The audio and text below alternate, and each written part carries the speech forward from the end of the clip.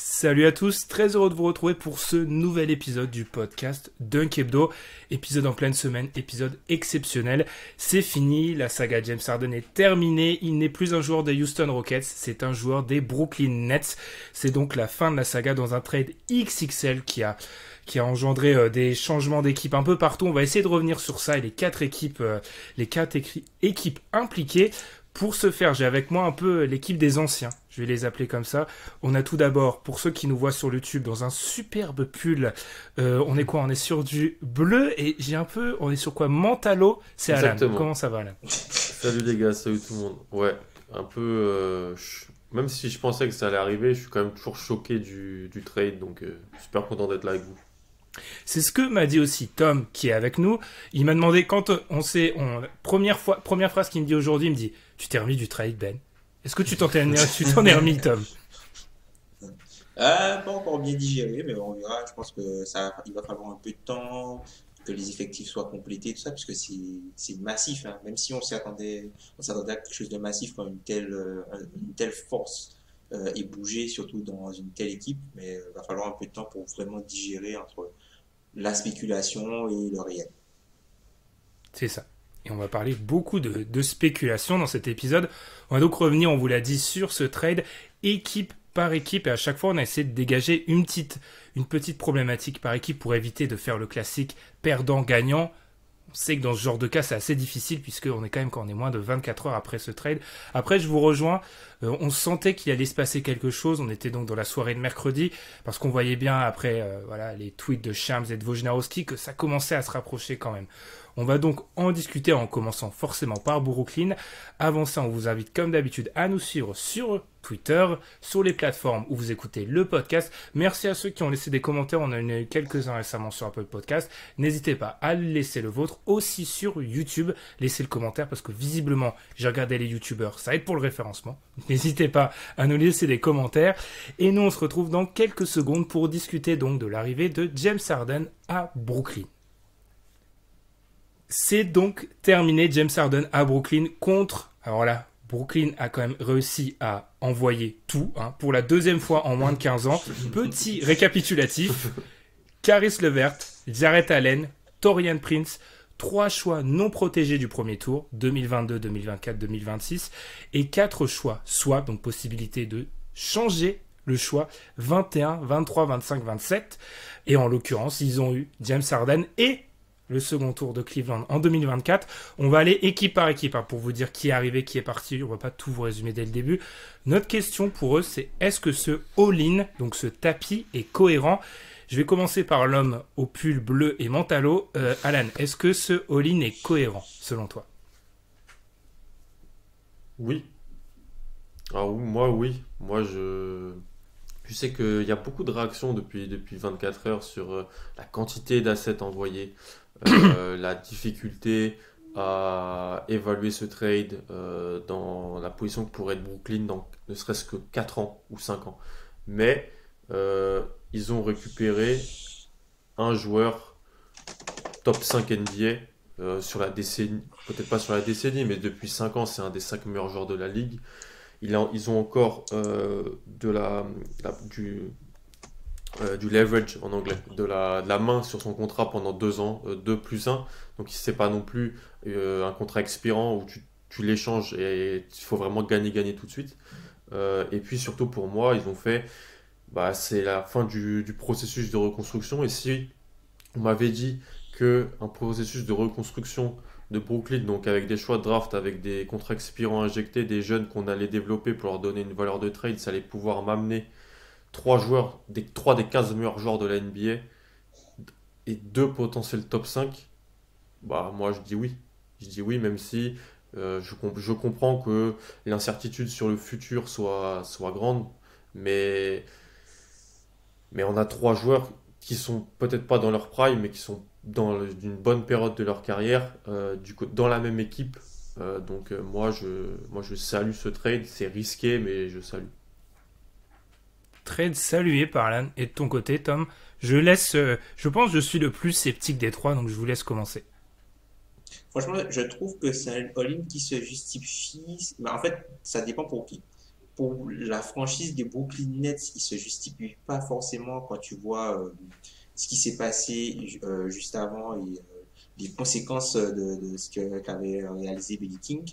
Mais si par exemple tu t'appelles Sean Marks, je pense que ça se justifie parce que de toute façon, si ça se passe mal, tu seras pas là pour avoir les conséquences et subir les conséquences de ce qui va arriver. Un peu à l'image de Daryl Morey avec le trade de Russell Westbrook, quand il fait ce transfert-là, tu sais qu'il sera plus en place et qu'il ne sera pas obligé du moins d'assumer la situation de l'équipe à ce moment-là. Donc si le proprio te met la pression et te dit qu'il veut gagner le titre dans les 3 ans, je pense que c'est le bon move à faire et tu t'en moques en fait tu t'en moques. Et après il y a aussi le côté je pense que tu vas certainement y revenir Ben, mais la situation de Kyrie Irving est un peu ambiguë. La situation de Kyrie Irving est un peu Un peu. ambiguë, donc du coup avoir Kevin Durant et et, James Harden, putain, j'ai pas encore digéré. Avoir Kevin Durant et James Harden, ça te permet quand même d'avoir un matelas, entre guillemets, et on pourra pas dire, C'est du bon, Bultex, il ouais. manque de créateur, il leur manque un créateur, il leur manque un créateur en playoff. Je suis d'accord avec vous. C'est sûr que... Alors, une réflexion. J'ouvre juste une parenthèse. On se disait ça avant de commencer à enregistrer. On est donc face à... Alors, ça diffère. Alan et moi, on disait 2, Tom disait 3. En tout cas, minimum 2. Deux équipes qui ont complètement sabordé leur long terme, voire moyen terme, dans la quête du titre, Clippers Nets, et qui sont dans l'obligation quasiment de le gagner. Ça, je trouve ça déjà intéressant. Vis-à-vis de ce trade, en fait, je me demande à quel point ils étaient obligés de le faire. C'est vrai, il y a peut-être eu des pressions du proprio, et on fait souvent le rapprochement avec ce qui s'est passé il y a quelques années. Il ne faut pas oublier que c'est pas le même proprio, et qu'on va y revenir. On parle quand même d'hommes millionnaires, ou surtout milliardaires, donc qui ont quand même un ego surdimensionné, donc qui pensent parfois que les erreurs qu'ont pu faire leurs prédécesseurs ne vont pas être répétées. On y reviendra sur Houston, parce que là, c'est vraiment un cas d'école. Donc, je pense qu'il y a déjà cette volonté de se dire c'est différent. En l'occurrence, je pense que c'est totalement différent. J'aime pas rapprocher les deux cas. Pierce, Garnett, etc. étaient en fin de carrière. Là, les mecs Ouais, sont clairement, tous à c'est leur pas la même prime. chose. C'est pas pareil. Ma question, elle est juste, on va y revenir quand on va creuser sur ce trade. L'une des forces de cette équipe, c'était sa profondeur. Et je vois tout le monde dire ah mais la profondeur, à quoi bon? On a bien vu on avait peur avec la profondeur des Lakers. Il n'y a pas eu de problème, etc. Différent. Ils n'ont pas de défenseur. Ils n'ont personne qui peut défendre. Et historiquement, alors oui, on n'a jamais vu une telle association de talents offensifs, mais on n'a jamais vu une équipe vraiment, enfin quoi, parmi les 10 pires défenses NBA gagner le titre. Ça n'existe pas. Et Non. j'ai quand même du mal à imaginer cette équipe-là, ne serait-ce qu'être une des 15 meilleures défenses de la NBA. Ils ont perdu Jarrett Allen, on y reviendra pour garder DeAndre Jordan qui reste quand même là par copinage.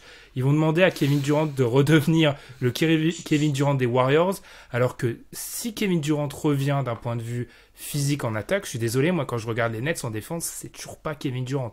Alors on va lui laisser le temps, mais moi je suis assez inquiet sur demander à un joueur qui revient du tendon d'Achille d'être ton meilleur défenseur, parce que c'est leur meilleur défenseur. Ouais. Bah, simplement pour rebondir sur ce que tu as dit et la partie défense, Kirk Goldsberry a sorti un graphique où on montre, on voit vraiment en fait que la pire équipe défensive enfin depuis 2003-2004, la pire équipe défensive qui a gagné le titre, c'était les Warriors de 2017-2018 et ils étaient 13e défense. C'était la 13e pire défense. Donc du coup, ça colle bien avec ce que tu dis. On n'a jamais vu d'équipe mauvaises entre guillemets, enfin qui sont pas très au-dessus de la moyenne défensivement gagner le titre. Après, là où le calcul peut changer, un peu comme tu l'as mentionné, c'est à quel point tu vas être supérieur offensivement à la moyenne. Un peu comme Dallas l'an dernier. Dallas, ils étaient moyens plus défensivement, mais ils avaient le meilleur offensive rating all-time. Donc du coup, ça fait la bascule. Après, sur des match-ups de playoffs, ça peut aussi changer. Mais ça va être intéressant de voir ça. Ah là non, alors je fais un peu le pisse froid, dis-moi en quoi faut pas s'inquiéter pour la défense, ou alors faut peut-être s'en inquiéter un petit peu. Il faut s'en inquiéter, mais bon déjà je me dis qu'il y aura toujours Kevin Durant avec soit Kyrie Irving, je l'espère, soit Kyrie Irving, soit James Harden sur le terrain. Donc il y aura déjà, franchement, offensivement, déjà, c'est vraiment assez incroyable de voir que KD sera toujours avec l'un des deux. Bah, moi, c'est ce que je ferais si je suis coach. Je suis pas coach, hein, mais ça peut être intéressant là-dessus. Sur le personnel défensif, je suis d'accord avec toi. Je suis vraiment d'accord avec toi que c'est problématique. Ça reste problématique, mais je me dis qu'une franchise comme ça va réussir à attirer. Alors c'est peut-être parfois surcoté, surévalué, des vétérans, des joueurs en fin de carrière qui viennent signer pour aider une équipe et prendre leur bague. C'est parfois un peu surévalué. Mais il y a des équipes qui ont beaucoup d'intérieurs qui vont sûrement en couper à la trade deadline. Ils pourraient peut-être en récupérer un ou deux. Ça sera jamais des foudres de guerre, ça sera jamais Jarrett Allen, voilà ce qu'ils ont. Jarrett Allen était, je trouve, il faisait un super début de saison, je trouvais en plus du côté de Brooklyn. Mais oui, mais de toute façon, il y a expression française, hein, je l'ai dit, on ne peut pas faire des omelettes sans casser des œufs. T'as la possibilité de récupérer James Harden, de l'associer avec Kevin Durant. Un truc que je disais aussi, c'est. Enfin, Kyrie Irving, c'est. James Harden, pour moi, c'est Kyrie Irving amélioré en fait. Donc, s'il y a un problème avec Kyrie Irving, bah, tu as quand même un duo exceptionnel offensivement. Et voilà, fallait prendre ce risque. Pour moi, ça prouve surtout que bah, Kyrie, je sais pas, mais KD, je pense qu'il a une grande influence dans la décision et que à Clairement. Brooklyn, sa voix est écoutée et grandement C'est le écoutée. patron. Ouais. C'est quand même pas très surprenant qu'elle soit plus écoutée qu'un mec qui est porté disparu depuis une semaine quand même. Je pense que tu vois, c'est un peu logique quand même. Ouais. Mais je suis d'accord, on voit l'influence parce que clairement, d'après ce qu'on nous ressort, il a plaidoyé pour l'arrivée d'un Harden. Je pense que mon problème, ce qui fait que je suis assez froid sur ce trade et sceptique, c'est que pour moi, comme on a dit, ce trade, il est viable que si tu vas gagner le titre. Donc moi, je les juge uniquement à travers est-ce que c'est une équipe, est-ce qu'ils ont ça ou ça pour gagner le titre. Après, je suis d'accord, offensivement, c'est une association qu'on n'a jamais vue. Après, offensivement, se pose encore une fois la question, alors là, je vais reprendre une expression très française, il n'y a qu'un ballon. Et le problème, c'est qu'on va demander à des joueurs de jouer de la façon dont ils n'ont pas joué. Alors, on pourra me dire parfaitement que James Harden peut jouer off, que Kyrie Irving peut jouer off, mais le truc, c'est qu'ils l'ont pas fait. Et encore une fois, ça m'embête qu'on redemande à Kevin Durant d'être le Kevin Durant des Warriors. C'est juste ça qui m'embête, moi. Bon, ce qui va faire la différence, plus que le jeu sans ballon, quoi, c'est qu'est-ce qu'ils font quand ils n'ont pas le ballon? Est-ce qu'ils vont juste regarder et du coup En mode Team USA, ouais. attendre? Ouais. Mm. Ouais, est-ce qu'ils vont, voilà, est-ce que comme Team USA, ça va être du à toi, à moi, et si jamais ils n'ont pas le ballon, ils vont juste regarder. Est-ce qu'il y aura un peu de mouvement du coup? Parce que vu que tu as des ball handlers comme ça, tu peux être imaginatif sur des cuts, des trucs comme ça, parce que ils vont attirer la défense. La défense va être obligée la défense va être obligée de réagir. Les histoires de trap, Ouais, en pick playoff, sur ouais. pick and roll, tout ça, tu peux pas faire ça. Tu peux pas faire ça en fait avec une équipe comme ça. Après, moi je me dis que ben, ce qui va se passer, c'est que ton troisième meilleur défenseur, qui est aussi ton troisième moins bon, il sera sur Kyrie Irving. Problème. Donc, donc, tu vois, ce sont des choses qui, voilà, ça te permet de relativiser. Et puis même, tu vois, un peu pour rebondir sur ce qu'Alan a dit, pour la partie offensive, ce qui plombe tes ratings offensifs, c'est les minutes que joue ton banc. Là, tu as 48 minutes élite de wordplay. Tu as 48 minutes élite de wordplay. Bon, si Kyrie Irving des bien On va le dire combien de fois ça en fait? Combien de fois on va le dire? Non, mais c'est ça. Bon, après, non, mais t'as quand même 48 minutes élite de wordplay. Et comme tu dis, pour moi, ce qui va être intéressant que je vais regarder enfin, sur le plan défensif, c'est comment euh, la défense. James Harden, c'est un joueur qui va être intéressant uniquement en switch. Puisque tu vas pas voir James Harden se battre pour passer au-dessus d'un écran. Enfin, les mecs ne vont pas se battre sur les écrans. Et puis, le côté de la défense en switch, entre guillemets, c'est un petit peu plus reposant. Ça sollicite plus, entre guillemets, ça te sollicite plus, mais c'est un peu plus reposant que si tu dois courir après des mecs et tout ça. Donc, du coup, je me dis que qui est-ce qu'ils vont ramener pour pouvoir faire ce type de système-là? On voit qu'il y a quand même des joueurs, il y a quand même des joueurs de petite taille, des mecs qui sont adaptés à ce style-là. On voit que, enfin, Dans les closing line-up, tu as Jeff Green, t'avais plus Jared Allen, tu avais Jeff Green dans les closing line-up.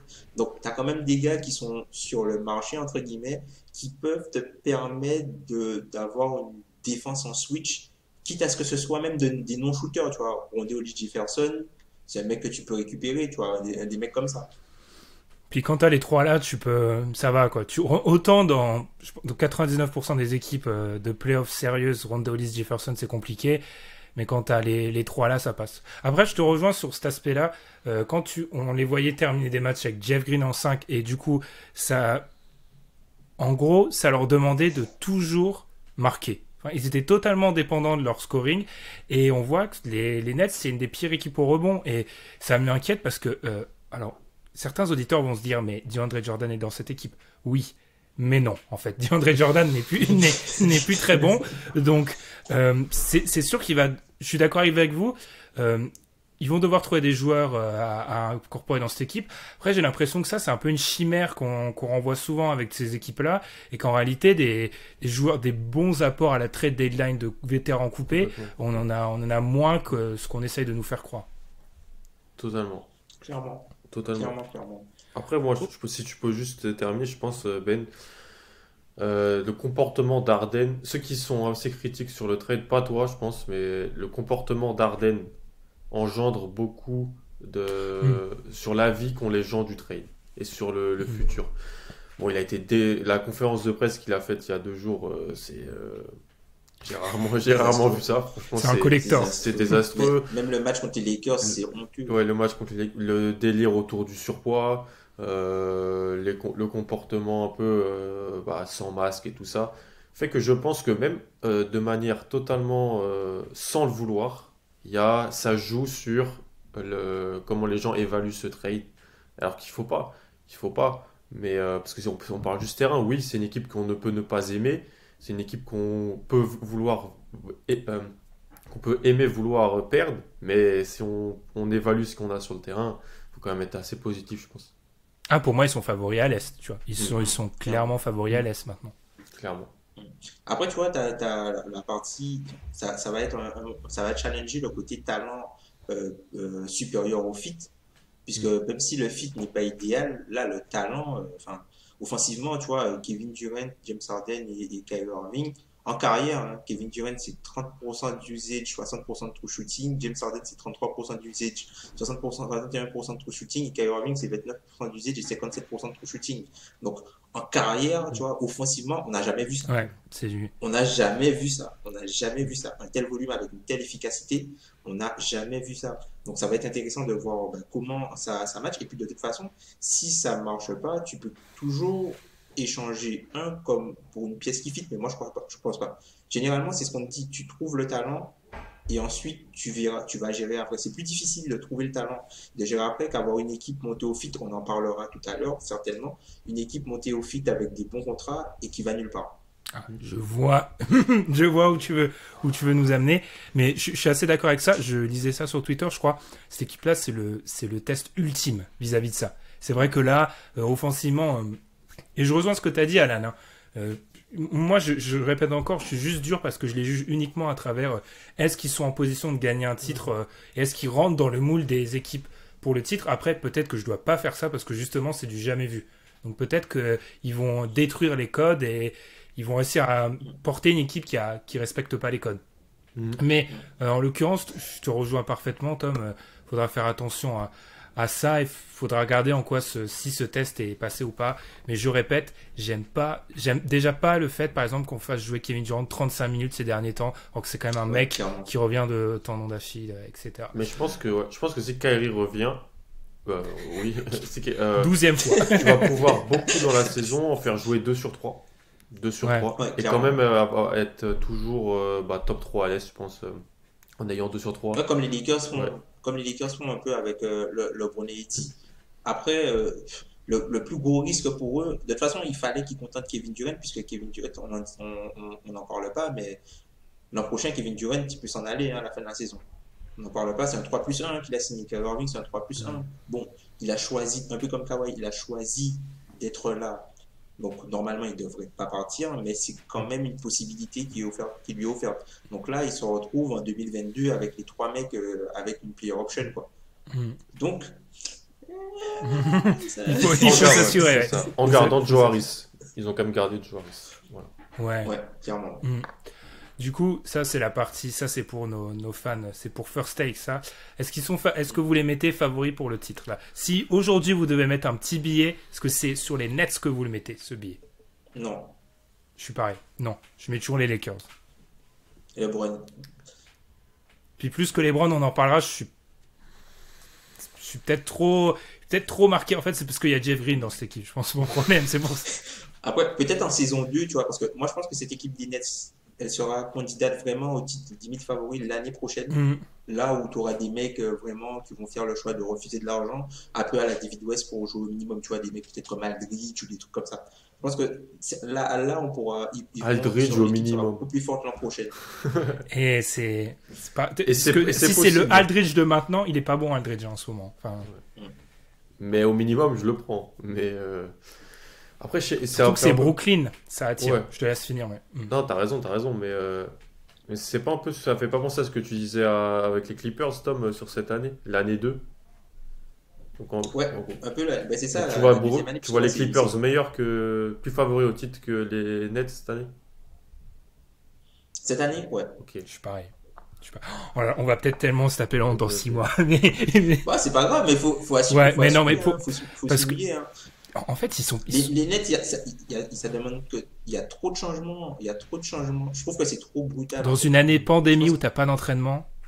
Ouais, c'est ça. Tu vois, c'est trop brutal. Après, les mecs se connaissent parce que, enfin, on va pas se voiler la face. Quand les mecs vont à Las Vegas ou à Los Angeles, ils font les pick-up games, ils connaissent. Ouais, ils ont déjà joué ensemble. Toi, Team USA, ils ont déjà joué ensemble. Je pense qu'il n'y aura pas de gros problèmes, mais c'est vraiment le côté vécu collectif. Et autour, ouais. C'est plus facile si par exemple tu pars d'un fit défensif de créer une unité collective qu'avec des attaquants en fait. Après, je pense que il y en a qui vont être c'est aussi ça qui est intéressant, c'est que les nouveaux joueurs des Nets de cette année, ils n'étaient pas aux Nets l'année dernière. C'est-à-dire que tous ceux qui sont partis dans clairement. le trade, c'est les anciens Nets, entre guillemets. Là, les joueurs qu'ils ont récupérés comme Bruce Brown va jouer. Bruce Brown va jouer. Là, il est titulaire. Timothy Cabarro va jouer. Il y en a d'autres encore que j'oublie. Mais Claxton, ton mec. Mais tu peux pas aller avec Nick Claxton et Reggie Perry en backup intérieur en playoff, c'est impossible. C'est impossible pour le moment. Ils vont trouver du monde. Ils vont trouver du monde. Ouais. Je trouve, ça on en parlera dans. Bref, je sais pas. Avec le contexte actuel, c'est ça aussi moi mon vrai problème de base avec ce. On va refermer le chapitre Nets, mais mon vrai problème c'est que tu fais un tapis en année pandémie, on n'a pas la suite du calendrier, on en est à quoi? On doit être une petite dizaine de matchs reportés, on ne sait pas ce qui se passe aux États-Unis, à peu près comme sur toute la planète, et parmi les 3 stars, tu as un philosophe de France Culture qui est totalement instable. Donc, c'est ça ma question. Parce que Kyrie, c'est un peu les montagnes russes. Il y a un moment où on lui a tapé dessus, il y a un moment où tout le monde s'agit. Ce qu'il fait en ce moment, c'est quand même un petit peu surréaliste, parce qu'il y a beaucoup de sous-entendus pour ceux qui n'ont pas suivi. Personne sait. En fait, on sait peut-être il est où, mais il fait absence, désert. Il était sur Zoom il y a 2 jours. Il était sur Zoom dans une œuvre caritative. Alors c'est très bien, mais bon. Donc.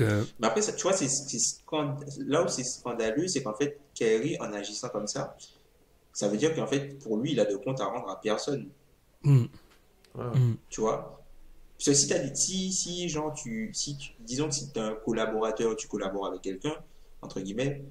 Enfin, le minimum, si quand tu fais quelque chose, tu vas en parler à la personne. Là, il agit de son propre chef, donc genre, il ne doit rien à personne. C'est lui qui commande, quoi. Et c'est ça qui est un petit peu problématique. Et est-ce qu'il n'y a pas... Alors là, psychologie de comptoir, je m'en excuse. Ça, vous allez voir l'équipe d'après, je vais en faire beaucoup plus.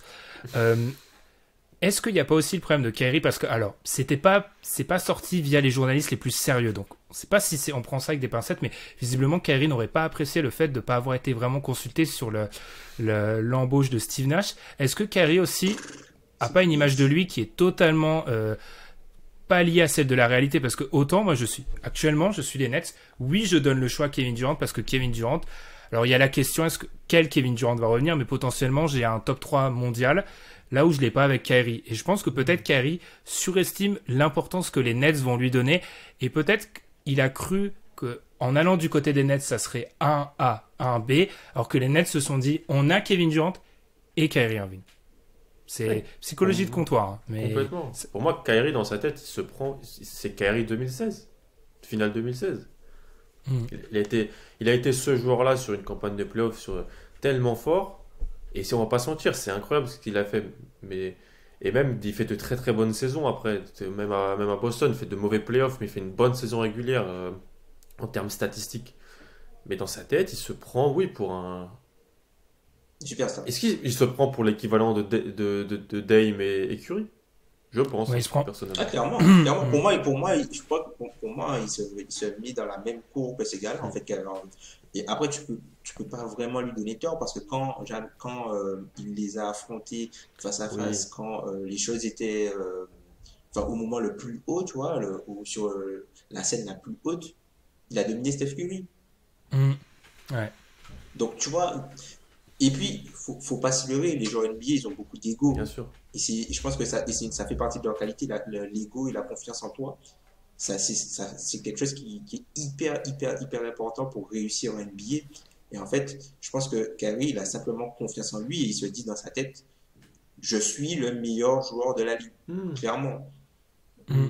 Et c'est peut-être pas vrai tout le temps, mais dans sa tête, c'est ce qu'il pense et c'est peut-être son moteur et c'est ce qui fait que c'est Kyrie Irving, en Et fait. sur certaines séquences, il a côtoyé ce niveau-là. Donc peut-être qu'il se dit que sur, c'est son niveau à lui. Il l'a déjà côtoyé. Alors pourquoi ça serait pas son niveau? Ouais, sur des micro-séquences, ça justifie. Ouais, C'est tu vois, pour c'est ça. ça. Je suis d'accord. Mm. Ah, Mais après, tu vois, quand tu regardes le trade, globalement, ils ont perdu qui de leur closing five, en vrai? Personne, hein. Ça, c'est pas, ça, c'est plus c'est parce qu'il négatif que il faisait jouer Jeff positif. Green aussi. Bah oui, c'est ça. C'est parce qu'il faisait jouer Jeff Green et que et Dinwiddie, moi Dinwiddie, je le compte aussi. Hein. Il est plus là, Dinwiddie. Hein. Ouais, mais il est blessé, tu vois. Ouais, mais il est pas là de la saison, top. Le truc, c'est Ouais, qu'en gros, sur leurs 6 meilleurs joueurs du début de saison, ils en ont perdu 3. Voilà, c'est ouais, ça. c'est vrai. Mais c'est pas les deux meilleurs. C'est pas les deux meilleurs, c'est ça. Donc, tu vois, c'est ce débat, parce que les gens m'appellent top heavy, très très bon en haut. Là, vraiment, c'est l'équipe très très bonne en haut. Alors là, c'est le meilleur exemple, je pense. Non. Les trois meilleurs joueurs par rapport aux 9 autres, ou si on veut faire une rotation à 10 par rapport aux 7 autres, on a rarement vu un écart, je pense. Donc, ça va être aussi intéressant pour ce que tu disais, Ben, en termes d'évaluation. C'est fascinant, en fait. Fascinant ce qui va se passer. Mm. Et rappelez par rapport à toute notre discussion sur Kyrie, à la science politique appliquée au basket par Benjamin, tous les acteurs ne sont pas rationnels. C'est pour ça qu'on ne comprend pas. Et petit roulement de tambour, transition vers Houston, vu qu'on parle de mecs pas du tout Tous les rationnels. acteurs rationnels. Alors, côté de Houston, bon bah on a envoyé James Harden et ensuite, asseyez-vous, ça va prendre du temps. On a reçu Victor Oladipo, Dante Exum, Rodion Kurocs, pardon, je n'ai pas fait LV3. Nos amis laitons. C'est ça. En gros, tous les choix de draft, soit pas protégés, soit des swaps de Brooklyn jusqu'à 2027 et le premier choix non protégé de Milwaukee en 2022. Bon, celui-là, visiblement, on souhaite rien de mal à Giannis, ça devrait pas être super haut. Est-ce qu'on a, parce qu'on aime toujours avoir cet aspect-là un peu front office ici, est-ce qu'on n'a pas ici l'exemple de l'importance du propriétaire avec ce qui s'est passé à Houston? Là, pour répondre à cette question-là, bien sûr, les auditeurs comprendront qu'on va pas s'arrêter juste sur ce trade, mais en gros, depuis la prise de pouvoir de Tillman Fertitta, parce qu'il a quand même pris en main une équipe qui était une des 3 meilleures de la ligue, une des meilleures de la décennie, et il se retrouve avec son meilleur joueur qui est Victor Oladipo en fin de contrat, ou Christian John Wood Wall. qui explose, enfin Ouais. bref, Ouais. ou John Wall qui revient d'entre les morts, enfin bref, Tom, est-ce qu'on a l'exemple de ça, de l'importance du proprio là? Ben, clairement, le proprio, son objectif, c'est de gagner de l'argent. Donc, il fait... mais clairement, faut se dire les choses comme elles sont, hein. Ouais. Ou d'en C'est une sauvegarder, équipe ouais. qui, De pas en perdre. voilà, c'est une équipe qui était en très bonne position pour peut-être gagner le titre ou même aller en finale NBA, qui n'a jamais utilisé la mid-level exception, alors qu'ils avaient la possibilité de le faire. Donc, c'est une équipe qui ne veut pas payer la taxe. Pourquoi tu ne veux pas payer la taxe? Parce que quand tu ne payes pas la taxe, tu reçois l'argent des équipes qui paient la taxe. Là, avec ce trade, ils passent en dessous de la luxury tax. Donc, du coup, ils vont recevoir l'argent des équipes qui paient la taxe. Pour l'instant, les Warriors, ils sont à 162 millions de taxes. Donc, tu as de l'argent à te faire, t'as de l'argent à te faire quand tu es en dessous de la taxe cette saison. Et tu as Brooklyn aussi qui est dans la taxe. Tu as pas mal d'argent à te faire sans que tu passes en dessous de la taxe. Enfin, globalement, Timan Fertitta, c'est ça. Le mec, il veut pas payer et pour lui, c'est un business. Donc là, et typiquement, là, tu l'as pas évoqué, mais le fait de ne pas vouloir peut-être le contrat long de Caris LeVert ou même t'engager sur le montant du contrat de Ben Simmons, tu dis, OK, on nettoie les finances, je veux atteindre le salary floor l'année prochaine. Et quand tu regardes, voilà. PJ Tucker, il n'est pas payé. Les mecs sont pas payés. Les mecs sont pas payés. Donc lui, ce qu'il veut, c'est avoir une équipe compétitive en payant le moins possible. Et c'est ce qu'il a réussi à faire. Est-ce que ce qu'il veut, c'est pas... je m'excuse pour mes propos, parce que là, on n'a pas quand même l'archétype du mâle blanc américain qui a réussi dans le business et qui veut juste... qui a un peu l'équipe NBA comme un trophée. C'est-à-dire que j'ai une franchise NBA... Par contre, ce que j'en fais, en fait, rien. Mais ce qui m'a fait marrer, c'est quand j'ai tapé Timan Fertitta sur Google et que je suis allé dans Actualité, j'ai appris qu'il s'était fait livrer il y a 2 semaines un yacht à 150 millions de dollars. Donc je trouve quand même que là, on est quand même dans une info qui est surréaliste. Pour un mec qui quand même a demandé des crédits pour payer une franchise NBA, c'est quand même, je trouve que... 15% de taux d'intérêt. des crédits... les derniers crédits là. Que même votre banquier, si vous l'aimez pas, il va pas vous offrir. Enfin bref, je trouve quand même qu'on est sur un niveau là, c'est assez incroyable. Un yacht de 50 mètres, hein, c'est très bien, mais je trouve quand même qu'on est sur... il voulait une franchise NBA, mais là, on est sur un exemple typique de tout le monde ne joue pas le titre. Est-ce que tu es d'accord, Alain? Ouais, complètement. C'est une belle leçon. Truc qu'on mentionne pas assez, vraiment pas. Que Tom dit depuis bien longtemps déjà et que année après année, il y a différents petits exemples qui font qui sont des indices de ça. Alors, pas payer la taxe, comme a dit Tom, dire tu as une super équipe et ils prennent peut-être une pièce et tu payes pas, alors que tu es à ça potentiellement de jouer le titre. Ça, c'est un bon exemple. Ou tu as cet exemple-là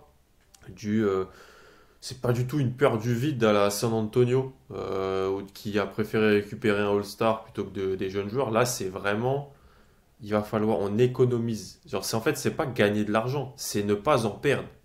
J'ai l'impression, moi, du côté de Houston, ce qu'on veut faire. Parce que, et c'est Brian Windhorst qui disait ça dans son podcast hier soir, Ben Simmons, il pensait être tradé hier. Ben Simmons, il s'était préparé à être tradé parce qu'en gros, Houston discutait avec 2 équipes en réalité. Ils se discutaient avec Brooklyn et Philadelphie parce que selon un report qui est sorti, je ne sais plus de qui, Boston ne voulait pas discuter avec eux parce qu'il trouvait que c'était trop ce que demandait Houston, c'est-à-dire de sa mimi. Jalen Brown, Marcus Smart, 3 premiers tours de draft. Et Boston a raccroché. Et là, en fait, donc Tom l'a bien dit. Le meilleur deal à mes yeux, c'est Ben Simmons. Je veux Ben Simmons, moi, dans le deal.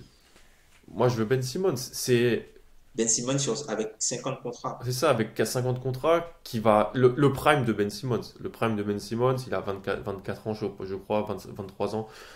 Toujours des problèmes dans son jeu, je suis d'accord.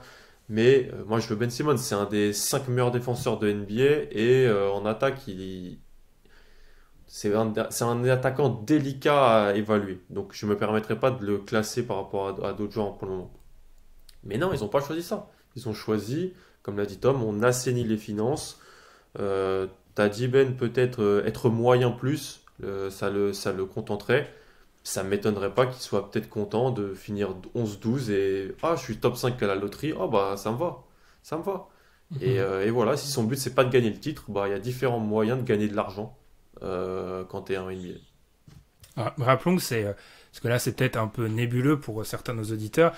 Timan Fertitta a repris les Rockets en fin 2017, je vais y arriver, et c'est quelqu'un qui a fait du business dans tout ce qui est hôtellerie, restaurant. Autant vous dire que le mec c'est pas la meilleure année de sa vie, 2020 je pense, et on rappelle quand même c'est un mec qui a pas hésité à limoger, mettre en... Bon, c'est le droit américain, donc c'est différent. 75% du staff de ces restaurants comme ça. Donc ce mec, il y a un aspect business, il est pas dans le caritatif. Et donc là, clairement, je suis totalement d'accord avec vous. En fait, Ben Simmons, c'est le meilleur deal si tu veux reconstruire et être crédible dans 3-4 ans. Si tu as comme objectif de juste gagner de l'argent, le meilleur, c'est clairement ce qui a été donné là. Pour peut-être un peu sortir de cette perspective proprio et peut-être regarder le reste de l'effectif, moi j'ai un peu de la peine pour... Alors, certes, il a un poste de coach en NBA, mais Stephen Silas, il est quand même mis dans une situation extrêmement difficile entre ce qui sort là via DeMarcus Cousins et John Wall. C'est vraiment que les dernières semaines ont été, niveau ambiance, c'était pas super positif. Et là, il se retrouve avec un amas de joueurs. Enfin, tu vas te voir faire fitter Oladipo avec John Wall, avec Boogie Cousins, un Christian Wood qui émerge, un Tucker qui est à moitié plus là. Enfin, c'est assez compliqué. Mais clairement, après, tu vois, lui, après, c'est la vie aussi de coach NBA. C'est la vie d'un coach NBA. Et puis, voilà, c'est un peu pour ça que, tu vois, par exemple, des fois, tu as pas mal de coachs qui sont passés par la G League qui arrivent à réussir, parce qu'eux, ils sont habitués à ça. Tu as des joueurs qui arrivent dans la semaine, ils doivent jouer, tu dois les intégrer, tout ça. Donc lui, il va devoir créer quelque chose, sachant que pour moi, je pense que Houston n'a pas terminé. Hein. Oladipo, je ne suis pas persuadé qu'il reste là, il peut être retransféré à la trade deadline, puisque ces Bird rights ne valent rien, puisque tout le monde il y aura plein de monde qui aura du cap space, et il y aura très peu de personnes qui vaudront, entre guillemets, la quantité de cap space qu'il y aura. Donc, typiquement, même si tu as les bird rights de Oladipo, le seul truc que tu peux faire, c'est lui proposer 1 an en plus. Mais est-ce que tu veux proposer 5 ans au max à Oladipo? Je ne suis pas sûr. Après, tu as PJ Tucker. PJ Tucker, les équipes commencent à appeler pour PJ Tucker. Qu'est-ce qui se passe? Vous ne voulez pas le prolonger, nous on veut le récupérer. Tu vois, il y a des équipes qui commencent à appeler pour PJ Tucker. Donc, si ça se trouve, l'équipe qu'on aura après la trade deadline de Houston est totalement différente de l'équipe qu'on aura. Et en fait, dans ce deal-là, moi j'ai vraiment l'impression que eux, ils s'en moquent de ce qu'il y a sur le terrain. Alors peut-être qu'ils récupèrent Oladipo pour le côté naming, tu vois, c'est-à-dire pour faire croire aux fans, ouais, on a un mec qui était All-Star, on a récupéré un mec qui était All-Star contre James Harden, tu vois, mais dans le fond, tu vois, je pense que eux, ils se disent, on doit envoyer plein de pics à OKC, on va essayer de récupérer la même chose du côté des Nets. Et après, on peut naviguer à flot sans être obligé de toucher le fond, sachant qu'on va recevoir des pics de draft d'autres équipes. On n'est pas obligé de tanker, entre guillemets, pour avoir nos propres choix de draft et nos propres au pic, même si c'est ce qu'il faudrait peut-être faire. Mais du coup, on peut se permettre de rester moyen et d'avoir des extra pics chaque année. Expert draft, qu'est-ce que vous en pensez? Mais ça dépend de la stratégie, comme vous l'avez dit tous les deux, franchement. Parce que déjà, ouais, en fait, est-ce qu'OKC est un gagnant ou un perdant? Je trouve ça je trouve ça moins, plus difficile que tout le monde ne le dit, moi, à Ouais, comprendre. je suis totalement d'accord. Tout le monde met D'accord, OKC ouais. gagnant. Mais en fait, si tu swaps, déjà, la stratégie va changer. Ils sont peut-être moins mauvais plus tard qu'ils devaient l'être. Ouais, C'est-à-dire que ça ne sera pas ouais. totalement jachère comme on pouvait le penser quand le duo Westbrook-Harden s'est formé. Il n'y a plus Harden et il n'y a plus Westbrook à Houston. Moi, je trouve ça assez fou quand on y pense. Mais Mm. ouais, voilà, ça va devenir l'équipe du conditionnel. Il y a beaucoup d'équipes. C'est marrant, on est vraiment dans un moment binaire. Tu as les équipes, c'est titres où on jette au feu, et les équipes où non, non, mais vous inquiétez pas, on a des possibilités d'avoir plusieurs choix de draft sur 6 7 ans. Tout ça par des résultats de deux composantes, le choix, pas la prise de pouvoir, mais la mainmise des superstars dans les décisions et l'importance du propriétaire dans les décisions et les destins des franchises. Tout ça pour dire que je suis d'accord avec Tom, et je rajouterai Eric Gordon, je sais pas s'il va rester non plus du côté de Houston. En gros, ils vont démanteler l'équipe qui est passée pas loin du titre, quoi. C'est ça qui semble évident. Je suis assez d'accord. Moi, oui, par rapport à OKC, je suis d'accord. C'est qu'en fait, je pense qu'ils vont être globalement sur la durée. Alors, je sais pas, un truc pas du tout radiophonique, là, c'est ceux qui ont la vidéo qui comprendront. En fait, Houston va être médiocre sur la durée. voire mauvais, mais ils vont jamais être au fond du trou, je pense. Ouais. Les picks seront peut-être meilleurs maintenant. C'est maintenant que les picks sont peut-être meilleurs pour OKC, mais ils auront peut-être pas les picks top 3 qu'ils pensaient avoir au milieu de la décennie, en fait. C'est ça que je voulais dire. Après, comme vous me l'avez fait remarquer en off, nouvelle loterie, un coup de chance avec les dés et tu te retrouves numéro 1. Après, les pick swaps sont protégés. Attention, les pick swaps sont protégés top 4. Oui. Donc, tu vois, il y a quand même le petit matelas, le pick swap est protégé top 4, quoi. Mais je pense clairement que Fertitta, dans sa logique, vu que, je répète, je pense qu'il est dans une logique totalement mégalo, il veut une franchise NBA, mais il veut pas que sa franchise NBA, elle soit à 15% de victoire, tu vois. Il va essayer de maintenir un semblant parce que clairement, l'indication, les prochaines semaines seront une indication. Si il prend que des expirants et que les quelques bons joueurs qu'il avait, il les fait partir, oui, là clairement, il sera dans une logique totalement de reconstruction, etc. Mais je pense pas qu'on se dirige vers ça. À noter, là, c'est petite vanne NFL. Texans, Rockets, ça fait pas bon d'être un fan de Houston en ce moment. C'est vraiment la Vérésina. Je sais pas si vous avez quelque chose à rajouter, vous les gars. Moi, je trouve ça juste fascinant qu'on ait du coup Nets, Clippers, deux équipes qui ont totalement leur futur. Les Rockets, ça a un peu changé du coup à cause de ce trade, qui ont totalement hypothéqué leur futur. Moi, j'ai hâte. J'aimerais bien avoir une machine à avancer dans le temps justement pour regarder ces équipes voir ces équipes dans 4 ans peut-être. Qu'est-ce que vaut un titre? Question philosophique. C'est ça. Qu'est-ce que vaut un titre? C'est ça. Est-ce que si tu gagnes le titre, est-ce que ça efface tout? Après, je trouve que c'est quand même. Je trouve que c'est limite. Si je serais pas surpris que ce soit beaucoup monté entre Morey et Stone pour faire monter les enchères. Oh. Moi, je serais pas surpris. Stone, le nouveau GM de Houston. Ouais. Parce qu'on va être honnête que. Alors, ça arrive souvent, mais là, il y a les offres pratiquement l'offre finale on l'a pu la lire genre 3 heures avant. Ouais. 3 heures avant dans les médias américains. Donc, ça paraît un peu gros quand même, comme changement. Donc, ça peut se comprendre. À voir. C'est sûr que, alors, j'ouvre juste la petite parenthèse.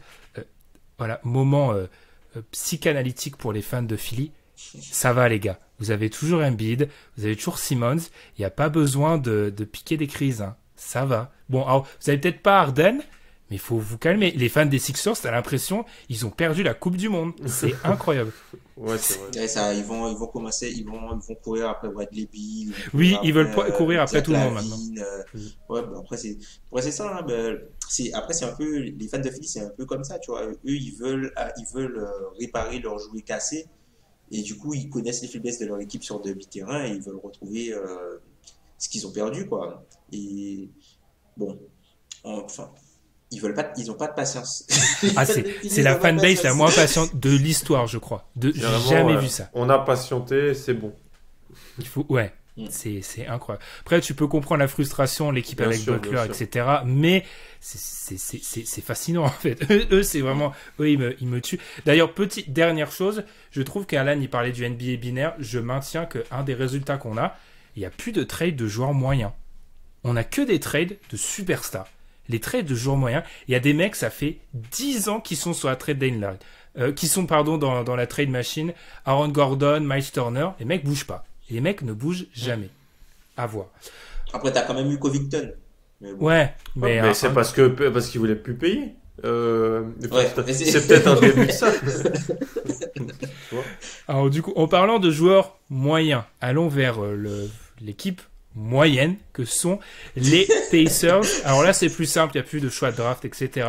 Ils ont envoyé Victor Oladipo, ils ont récupéré notre ami Caris LeVert, le potentiel de 27 ans.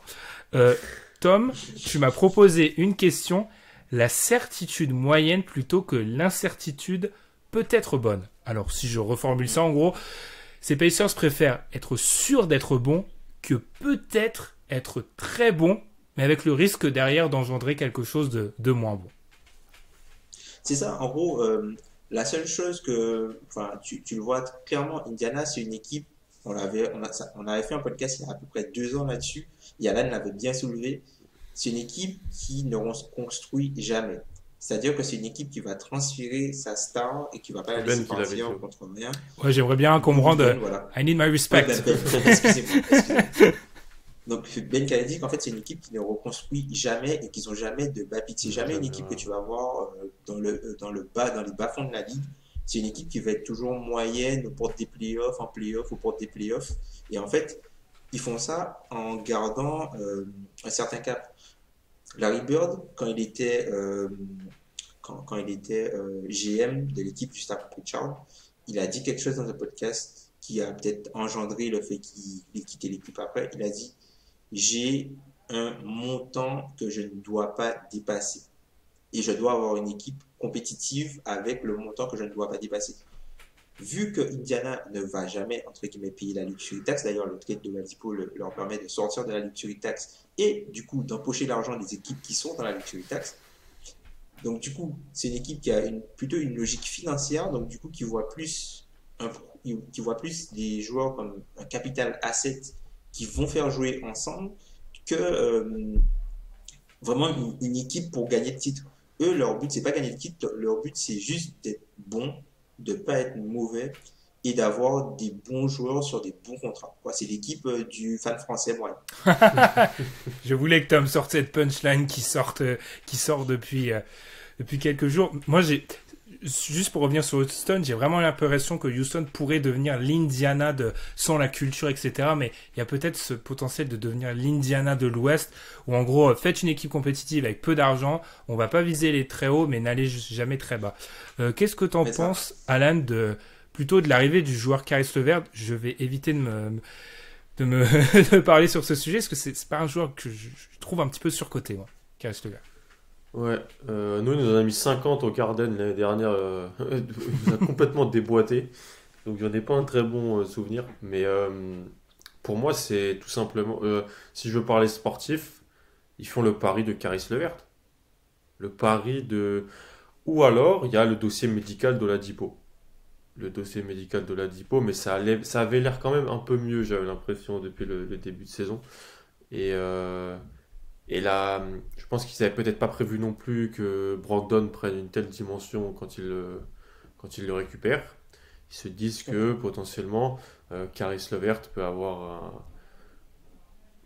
Pour moi, on jugera ce trade pour eux dans 3 ans si Caris LeVert est un meilleur joueur que Victor Oladipo au moment de la. Dans 3 ans, parce que je rappelle que même si ils ont été draftés avec 3 ans d'écart, je crois qu'ils n'ont qu'un an d'écart. Caris LeVert et Victor Oladipo. Les deux ont des soucis de blessure, mais Caris LeVert est resté 4 ans à la fac, dont un an où il n'a pas joué parce qu'il était blessé. Et une autre fois où il a arrêté sa saison en courte saison parce qu'il avait une blessure grave aussi. Donc en fait, il est vieux, Caris LeVert, pour un joueur drafté en 2016. Euh, comme toi, je trouve qu'il a ses limites, Caris LeVert, collectivement. J'attends de voir ce qu'un coach qui vient de Toronto va faire avec lui. Mais on jugera dans 3 ans. Si Caris LeVert est un meilleur joueur que Victor Oladipo, Est-ce que ça n'a pas déjà été fait? Parce que moi, franchement, quand je vois les réactions, j'ai l'impression qu'on a déjà décidé que parce que financièrement, c'est mieux, eh bien, c'est mieux. Alors que, honnêtement, moi, je suis d'accord avec toi. Alors, Oladipo avait ses limites. Ça a jamais marché avec Brogdon, ce qui est bizarre, mais ouais, bref. Mais je trouve que Levert reste ce qu'on appelle un trou noir, hein. C'est parmi les joueurs qui, statistiquement, dribble le plus. En fait, quand tu lui donnes le ballon, il dribble pendant 5 secondes. Et on moque souvent Harden et d'autres joueurs pour ça. Il est pire qu'Harden dans cette catégorie statistique. Euh, Par exemple, là, il a fait des bonnes perfs avec les Nets, mais bien souvent, c'est sur de les l'ISO défaites. où il va jamais passer la balle. Et je me demande à quel point ça peut contre des s'inscrire bancs dans le jeu aussi. d'Indiana. Il joue contre les bancs aussi. Beaucoup. C'est ça. Après, ils se disent peut-être, il nous manquait, alors, ça leur fait, j'ai peur de dire ça, mais potentiellement, c'est peut-être leur meilleur pur scoreur. Ils se disent peut-être, on a un pur scoreur, mais je ne vois pas ni l'efficacité, ni la possibilité d'être le pur scoreur leader d'une vraie équipe avec des ambitions. Mais c'est vrai qu'après, en termes de score, tu vois, ils vont récupérer Lamb et t'as du coup TJ Warren qui est un Ah, peu il y a blessé, donc Lamb. peut-être qu'ils se sont dit ça. Après, c'est vrai que c'est un joueur, Caris LeVert, c'est un joueur entre guillemets un peu dynamique. C'est des joueurs qui n'ont pas vraiment le type de joueur un peu dynamique. On voit que, voilà, quand tu vois par exemple dans le clutch, ils ont peut-être besoin d'un joueur qui est capable de prendre la balle et de pouvoir faire la différence sans avoir à passer la balle, puisque on voit que Indiana dans le clutch, c'est l'équipe qui a le plus haut turnover rate, le plus haut turnover rate, donc qui perd le plus la balle dans le clutch dans la NBA. Et c'est aussi l'équipe qui est la dernière au free throw rate. Donc en gros, c'est une équipe qui n'arrive pas à aller sur la ligne en fin de match. Donc typiquement, Caris LeVert, c'est un gars qui a du dynamisme, qui peut se faufiler entre guillemets plus facilement dans la raquette depuis son dribble sans devoir bénéficier du décalage de quelqu'un. Et on l'a vu par exemple cette saison dans les différents clutches, on l'a vu face aux Warriors. C'est quoi? C'est Holiday qui arrive à pénétrer, tu vois, avec son dribble pour aller dans la raquette, tout ça. Donc ils avaient peut-être besoin de ça. Et après, comme tu disais par rapport à Oladipo, c'est un peu un échange de stars dans le sens où même si ce sont des joueurs qui récupèrent ils récupèrent Oladipo pour faire, ils récupèrent le Levert pour faire ce que Oladipo fait, même si Oladipo a le potentiel de le faire beaucoup mieux que le Levert, ils sont sûrs d'avoir le Levert pour plus longtemps qu'ils auraient eu Oladipo parce qu'ils veulent pas payer Oladipo au montant que lui voudrait. Donc à partir du moment où tu sais que Oladipo tu veux pas le garder, ben, tu essaies de récupérer quelque chose dont tu pourras te servir sur plus long terme parce que Indiana n'attire personne à la free agency et encore moins des jeunes joueurs sur de longs contrats. Clairement, il y a ce pari sur... Je pense qu'on est assez... Encore une fois, on peut un peu s'écarter des analyses de tout le monde. C'est surtout parce que je pense qu'on ne prête pas de potentiel peut-être à Caris LeVert. On prête pas de potentiel à un mec qui va avoir 28 ans en août. On prête pas de potentiel à un mec qui a dépassé une seule fois les 60 matchs en saison régulière. Ouais. Incroyable. Donc c'est pour ça, en fait, Oladipo, ses blessures, là, c'est peut-être de l'instant, peut-être de la réaction sur l'instant, mais historiquement, en fait, Oladipo a moins de problèmes de blessures que Levert. Juste que Levert a pour lui le fait d'avoir moins eu de problèmes récemment. Complètement. Mais j'ai l'impression de choquer en disant ce que je vais dire, mais Victor Oladipo est un meilleur joueur de basket que Caris LeVert en théorie. Peut-être à l'instant là, non. Mais Caris LeVert, j'ai l'impression qu'on reste figé sur les évaluations pré-draft. Et bref, ça c'est mon grand sujet de réflexion du moment. À quel point on reste figé sur les évaluations pré-draft ou les évaluations après l'année rookie, je pense. Complètement. Pour moi, Caris LeVert, c'est un scoreur micro-ondes de sortie de banc. C'est ça. Et c'est pas négatif de le dire, mais il y a peut-être un petit peu plus de potentiel physique et athlétique que Jamal Crawford et Lou Williams, mais c'est peut-être la version améliorée plus jeune, mais c'est ce type de joueur. Et il a toujours joué contre des bancs aussi, Caris LeVert. Bon, bien sûr, dans la bulle, il était tout seul avec Brooklyn. Par moments, il a été mis dans le 5 et tout ça, mais il a jamais... La plupart du temps, il était le leader d'une unité contre des bancs. Et si jamais il est mis dans le 5 de départ, ça va être différent. Et surtout, si c'est le point central de ton attaque dans le clutch, ça veut dire qu'il va être pris par le meilleur défenseur adverse, etc. Donc, ouais. Les ambitions Après, sont... tu vois, peut-être qu'Indiana voulait passer aussi à autre chose, parce que cette saison à Indiana, tu vois, Oladipo, c'était plus vraiment un luxe qu'une nécessité. C'est une équipe qui s'est totalement reconstruite autour de Brogdon et Sabonis. Donc au final, Oladipo, c'était pas, voilà, c'était du luxe de l'avoir, mais c'était pas vraiment nécessaire de l'avoir pour jouer de la façon dont il joue, en fait. Surtout que Miles Turner a aussi progressé, il est un petit peu plus agressif offensivement. Donc, enfin, je pense que ça fit plus peut-être la mentalité aussi du nouveau coach, peut-être avoir la mentalité du nouveau coach. Et puis, Indiana, c'est une équipe qui est aussi réputée pour réhabiliter des joueurs. TJ Warren, avant qu'il arrive à Indiana, peu de gens y croyaient, on pensait que c'était juste un scoreur de mauvaise équipe. L'année dernière, il a prouvé que non, pas tant que ça, puisqu'il avait une bonne équipe. Il était dans une bonne équipe. Sabonis, quand il était à OKC, il prenait des 3 points dans le corner. C'était pas du tout le joueur que c'est là. Ils y ont cru, ça a marché. McDermott, les gens avaient abandonné. Finalement, ça fonctionne. Holiday, les gens avaient un peu abandonné, sauf moi, bien sûr. Mais ça fonctionne.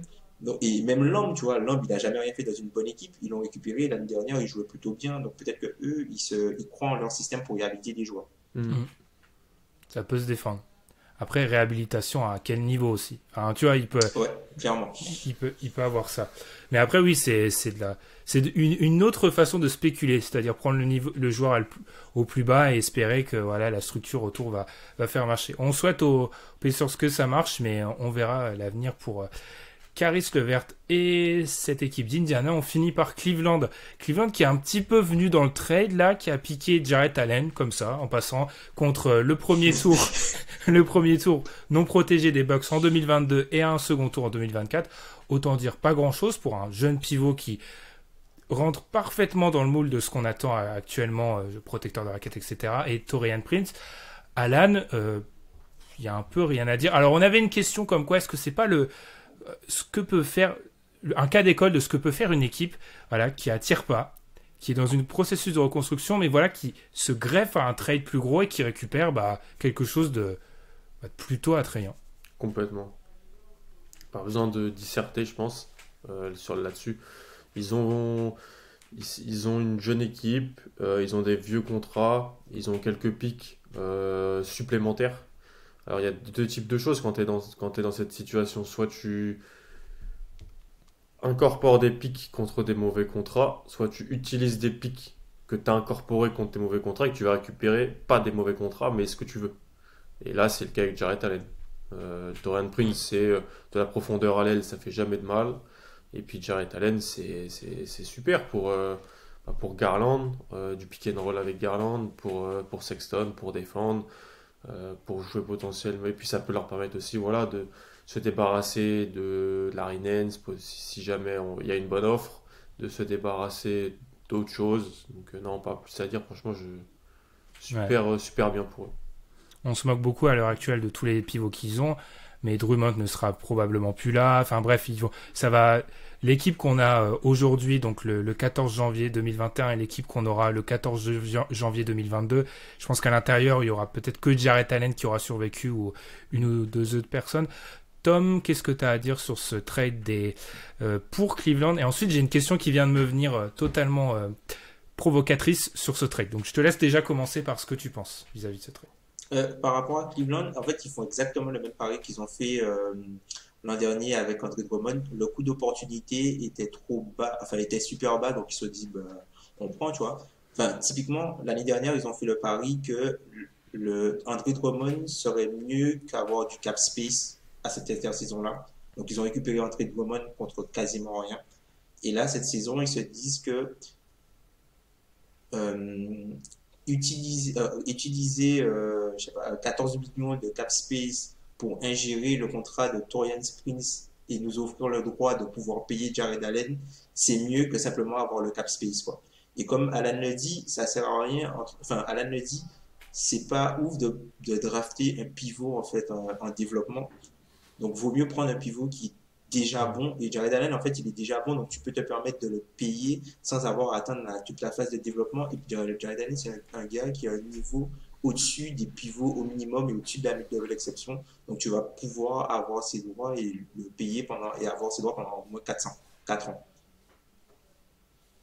Ouais, il est vraiment bon. Ouais, il est. Non, mais déjà, c'était une anomalie du côté des Nets que DeAndre Jordan startait. Enfin, il a tout ce qu'on demande. Et il a même des fois ajouté un petit shoot. Alors, il y a eu des airballs dans les matchs que j'ai vus, mais il a ajouté un petit shoot.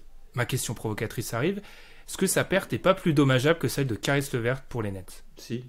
Ah, clairement. C'est même pas provocateur. C'est même pas provocateur. Mais faut pas le dire.